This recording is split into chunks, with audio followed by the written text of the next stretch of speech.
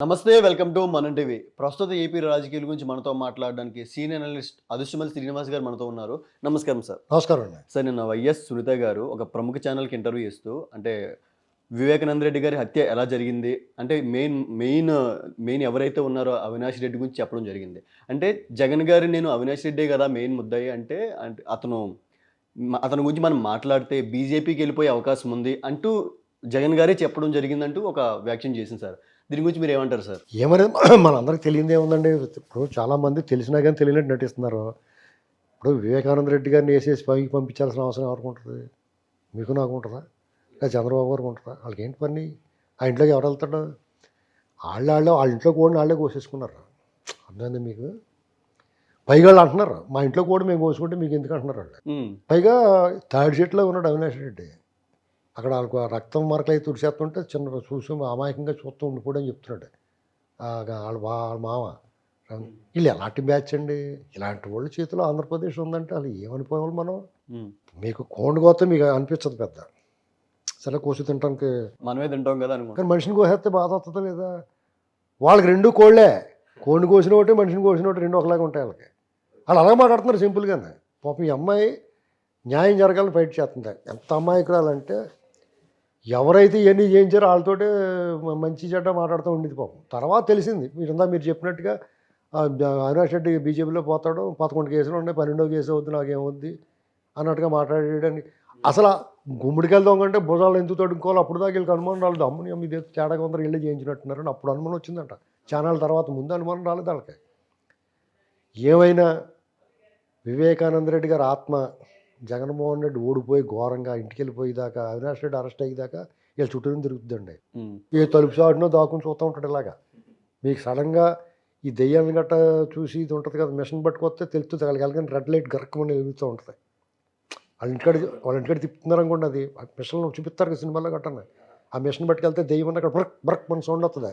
అలాగే తాడేపల్లి ప్యాలెస్కి అక్కడెక్కడ జగన్ చుట్టూ తిప్పుతున్నారు. అతను పక్కనే ఉంటాడు. ఇలా చూడగానే తెలిసిపోద్ది. ఏమన్నా మంచి మాంత్రికుడిని తీసుకొస్తే ఉంటుంది అక్కడ. వదలడైనా. ఎందుకంటే ఆ అమ్మాయి కూడా 80% న్యాయం జరిగేదాకా చాలా అన్యాయం జరిగింది. నిజంగా వాళ్ళు చూసి చాలా ఇన్నోసెంట్లా ఉన్నారు. అవును సార్, మొగుడు పిల్లలు ఇద్దరు కూడా చాలా ఇన్నోసెంట్. వాళ్ళు ఎడ్యుకేటెడ్ కదా.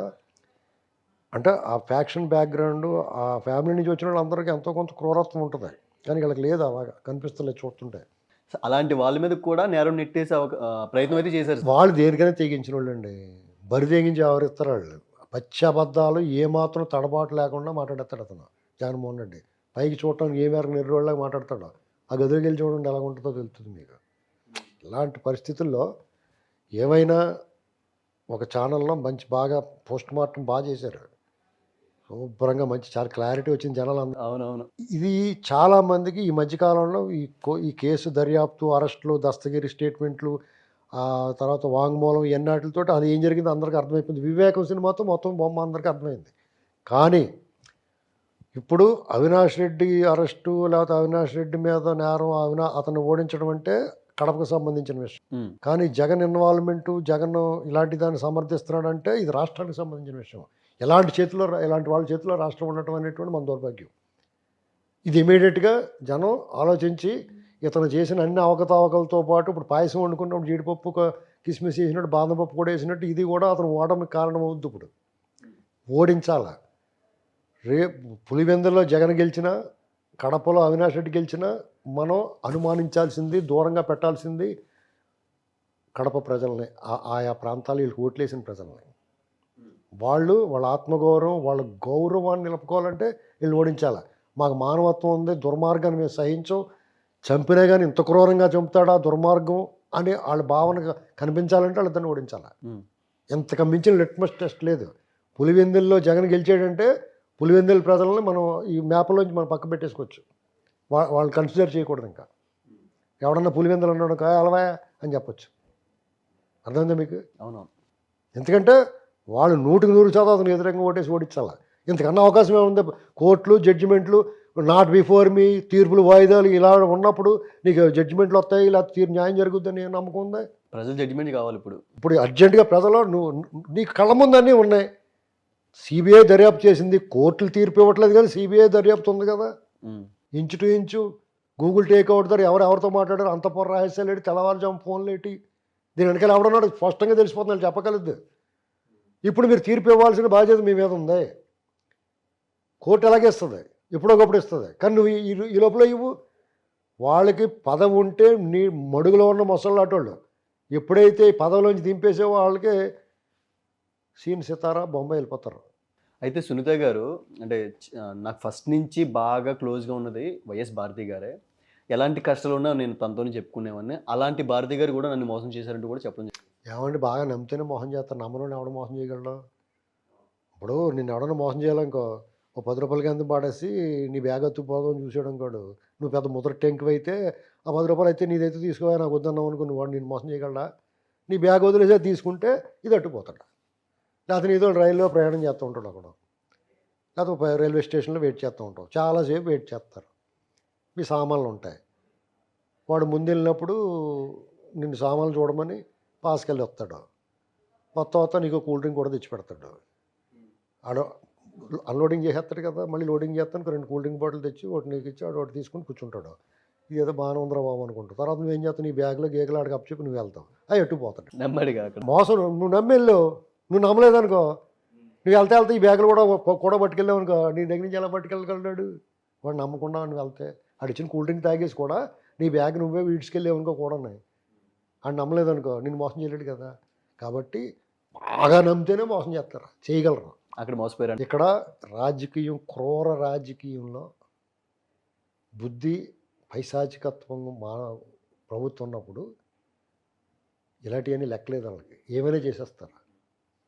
అంటే వైఎస్ కుటుంబంలో ఎప్పుడు మేల్ డామినేషన్ ఉంటుంది, కానీ మొదటిసారి ఫిమేల్ డామినేషన్ వచ్చిందని కూడా చెప్పడం జరిగింది సార్. దాని గురించి ఏమంటారు? అంటే వాడికి అర్థమైతే అలా ఉంటుంది. అంతే అంటారు. సరే, అది ఇంకొకటి అంటే భారతి గారి గురించే, అంటే ఎవరిని ఏమన్నా సరే ఊరుకుంటారు, కానీ భారతి గారిని ఏమన్నా అంటే మాత్రం జగన్ గారు ఒక్క నిమిషం కూడా ఊరుకో. నేను ఊరుకోను, బాగోదు. అందుకే ఆడవాళ్ళు కూడా మనకి తప్పు, ఆడవాళ్ళు కించపరచకూడదు. కడపలో గెలిపోరు ఎవరిదంటారు? డెఫినెట్గా నేను షర్మిల గారు గెలవాలని కోరుకుంటున్నానండి, అవినాష్ మీద. అలాగే పులివెందులో బీటెక్ రావు గారు గెలవాలి. ఎందుకంటే వాళ్ళిద్దరు గెలిస్తే ప్రజాస్వామ్యం బతుకున్నట్టు, వీళ్ళ ఆగడాలు కొనసాగినట్టు, ప్రజల్లో మార్పు వచ్చినట్టు, వాళ్ళని గౌరవించవచ్చు. సరే, అయితే ఒకవేళ కడపలో మళ్ళీ అవినాష్ రెడ్డి గారు గెలిస్తే పరిస్థితి ఏంటంటారు? అప్పుడు మొత్తం కేసు అంతా రివర్స్ అయ్యే అవకాశం. కేసు ఎందుకు రివర్స్ అవుద్ది? ఈసారి ఇంకా గట్టిగా మీకు 5 సంవత్సరాలు ఆల్రెడీ అయింది, ఇంకా 5 సంవత్సరాలు తేల్చలేదు, ఇంకొక 5 సంవత్సరాలు ఎక్స్ట్రా. నీకు జగన్ గారి కేసులు మళ్ళీ మొదటికి వచ్చినాయి కదా, అలాగే ఇది కూడా మొదటి డిలే చేస్తారు. ఎంపీ కాబట్టి ప్రోటోకాల్స్ ఉంటాయి, అలాంటి కొద్దిగా రక్షణ ఉంటుంది. కానీ గవర్నమెంట్ మారిపోతే ఆడ ఎవడ కాపాడలేదు.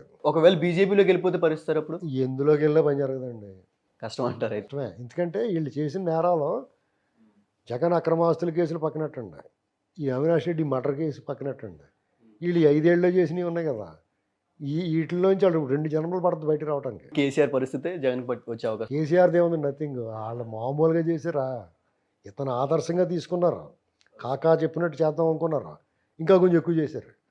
వాళ్ళు 2 జన్మలు పడుతుంది వాళ్ళకి ఆ కేసులు నుంచి శిక్ష పూర్తి అవ్వాలంటే. మీరు బయట చూడరండి, వాళ్ళని రిమాండ్లోనే ఉంటారు వాళ్ళు. ఓ కేసీఆర్కి ఇంకో కేసు, ఓ కేసీఆర్కి ఇంకో కేసు, అంతగానే ఉన్నాయి సార్. అసలు అన్ని కేసులే కదా, అసలు ప్రతి నిర్ణయం తప్పుడు నిర్ణయమే కదా. ఇసుక బోడం దోపిడీ ఉందా, అందులోంచి కనీసం ఓ 20 ఏళ్ళు పడుతుంది శిక్ష. అన్ని కేసులు ఉన్నాయి, 1-2 ఏమీ లేని దానికి చంద్రబాబు నాయుడు గారిని 53 రోజులు పెట్టారంటే వీళ్ళు కనీసం 2 జన్మలు ఉండాలి జైల్లో. సో చూద్దాం సార్ ఏం జరగబోతుందో. Thank you sir, thank you so much.